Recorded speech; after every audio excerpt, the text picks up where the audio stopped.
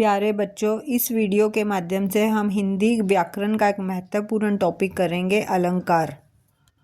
अलंकार का अर्थ होता है आभूषण। जिस प्रकार कोई स्त्री अपने आप को सुंदर दिखाने के लिए आभूषणों का प्रयोग करती है, उसी प्रकार काव्य की सुंदरता बढ़ाने के लिए उसमें अलंकारों का प्रयोग किया जाता है। जो शब्द काव्य की शोभा या सुंदरता को बढ़ाते हैं उन्हें अलंकार कहते हैं। साहित्य में चमत्कार उत्पन्न करने वाले शब्दों या तत्वों को अलंकार कहा जाता है। यही अलंकार की परिभाषा है। नेक्स्ट जो हमारा टॉपिक है वो है अलंकार के भेद। अलंकार के दो भेद होते हैं। हम इसको दो भागों में डिवाइड कर सकते हैं। एक है शब्द अलंकार, दूसरा अर्थ अलंकार। शब्द के आधार पर और अर्थ के आधार पर। प्यारे बच्चों, अब हम शब्द अलंकार की परिभाषा के बारे में जानेंगे।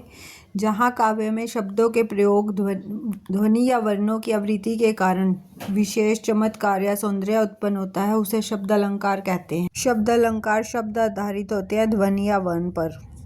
शब्द अलंकार के मुख्य तीन भेद हैं: अनुप्रास अलंकार, यमक अलंकार एवं श्लेष अलंकार। सबसे पहले हम अनुप्रास अलंकार के बारे में जानेंगे। अनुप्रास अलंकार की परिभाषा: अनुप्रास अलंकार में जब किसी काव्य में एक ही वर्ण की बार बार आवृत्ति हो, उसे अनुप्रास अलंकार कहते हैं। इससे जो है काव्य में चमत्कार और सौंदर्य उत्पन्न होता है। जैसे इसके उदाहरण हम ले, मुदित महीपति मंदिर आए, इसमें म की 3 बार आवृत्ति हुई है। अगला उदाहरण ले, चारू चंद्र की चंचल किरणें, इसमें च की बार बार आवृत्ति हुई है। तीसरे उदाहरण में, रघुपति राघव राजा राम में र की 4 बार पुनरावृत्ति हुई है। अगला उदाहरण है कोमल कलाप कोकिला, इसमें भी क की बार बार आवृत्ति हुई है। अलंकार में किसी वर्ण की बार बार आवृत्ति होती है जिससे उसका सौंदर्य और बढ़ जाता है। हेलो मेरे प्यारे बच्चों, आज हम यमक अलंकार के बारे में पढ़ेंगे। यमक अलंकार का अर्थ होता है युग्म या जोड़ा। जब किसी काव्य में किसी शब्द का एक से अधिक बार प्रयोग होता है लेकिन हर बार उसका अर्थ भिन्न भिन्न होता है तो उसे यमक अलंकार कहा जाता है।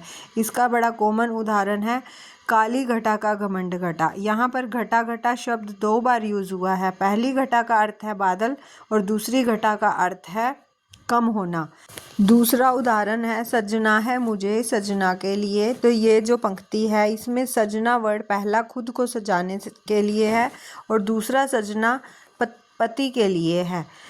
तीसरा उदाहरण है वो 3 बेर खाती थी वो 3 बेर खाती थी। यह जो है मुगल रानियों के लिए वाक्य बना था। इसमें यह था कि पहले मुगल रानियां 3 वक्त का खाना खाती थी, सुबह शाम और दोपहर, और उसके बाद शिवाजी के भय से वो जंगल में चले गए। वहाँ पर वो 3 वक्त फल फूल कंद वगैरह खाकर अपना समय गुजारती थी। चौथा उदाहरण है कनक कनकते सौगुनी मादकता अधिकाय। यहाँ पर पहले कनक का अर्थ है धतूरा और दूसरे कनक का अर्थ है सोना यानी स्वर्ण। तो धतूरे को अगर कोई खा ले तो वो बुरा जाता है, पगलों की तरह पगलाओं की तरह बिहेव करता है, और जिसको सोना मिल जाए वो भी बुरा जाता है। तो ये सारे यमक के अलंकार के उदाहरण। हेलो मेरे प्यारे बच्चों, आज हम बात करते हैं श्लेष अलंकार की। श्लेष अलंकार शब्दों के खेल को कहते हैं। शब्दों के खेल का अलंकार होता है जब किसी वाक्य या काव्य में किसी शब्द का एक से अधिक अर्थ हो तो उस अलंकार को हम श्लेष अलंकार कहते हैं। इसका बड़ा कॉमन उदाहरण है रहीमन पानी राखिए बिन पानी सब सून, पानी गए ना उबरे मोती मानुष चून। इसका अर्थ है कि हमें पानी को बचाकर रखना चाहिए, बिना पानी सब व्यर्थ है। यहाँ पर पानी के 3 अलग अलग अर्थ हैं। पहला अर्थ है कि मनुष्य को पानी बचाकर रखना चाहिए। मोती के लिए चमक जरूरी होती है, मनुष्य के लिए उसका आत्म सम्मान जरूरी होता है, और आटा गूंदने के लिए हमें पानी जरूरी होता है। तो यहाँ पर पानी शब्द के 3 अलग अलग अर्थ हैं। दूसरा उदाहरण है मैं तुम्हें सजा दूंगा। पहला सजा जो वर्ड है, जैसे कोई स्त्री सजती संवरती है, वो उसका मीनिंग है, और दूसरा सजा मतलब पनिशमेंट देना। तो यहाँ पर भी सजा के दोनों अलग अलग अर्थ हैं। हमारे तीसरे उदाहरण में बारे और बड़े दोनों के अलग अलग मीनिंग हैं। बारे का अर्थ है बचपन और जलना, बड़े का अर्थ है बड़ा होना और बुझना। जिस प्रकार दीपक जलने पर उजाला देता है और पुत्र पैदा होने पर घर में खुशियां देता है, उसी प्रकार जब दीपक बुझ जाता है तो घर में अंधेरा हो जाता है, और अगर पुत्र कुपुत्र निकल जाए तो सारी खुशियाँ बुराइयों में अंधेरे में बदल जाती हैं।